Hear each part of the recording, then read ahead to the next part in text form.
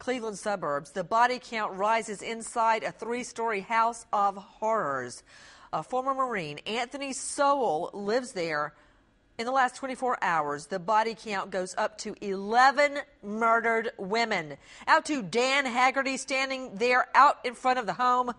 He's joining us from WEWS. Dan Haggerty, 11 dead, murdered women so far. What are the cops' plans? What more is there to investigate? I understand they've yet to tear the walls down. Yeah, they said that they plan to dig a little deeper. That may be an understatement. They're working on getting a warrant today to go in tomorrow morning with the fire department, and they're literally going to rip this home apart. They're going to tear down the walls. They're going to check every inch. They're going to make sure that nothing else is inside of this house, that there's no more evidence, and that for sure there are no more bodies.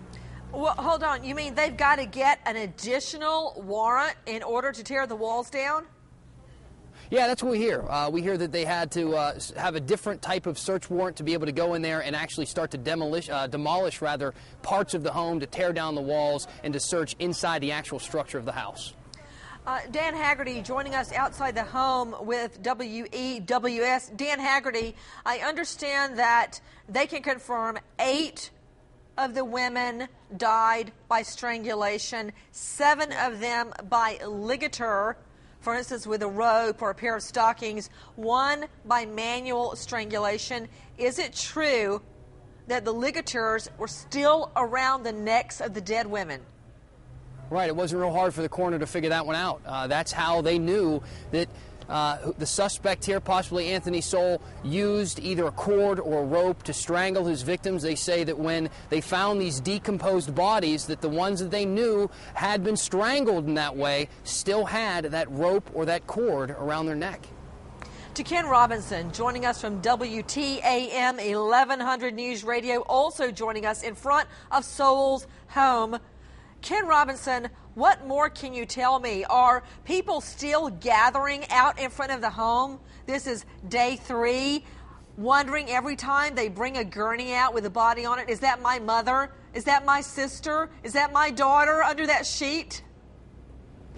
That's absolutely correct. People have been here since day 1, waiting on the corner, waiting in front of the house, looking, watching, wondering what's going to happen next. This series of crimes has rocked this neighborhood. There's a gamut of emotions flowing through the neighborhood right now, from anguish, people wondering why police didn't find out that something was going on here earlier, people wondering, are they safe now? Some have lost confidence in the police. I had one gentleman tell me that he's thinking about starting his own patrol through the neighborhood because he's lost confidence in the police department. I want to go to a special guest joining us right now. Everyone, we are taking your calls live. And with me right now is the daughter of the one woman who has been identified so far, the mother of 3. She had 2 girls and 1 boy.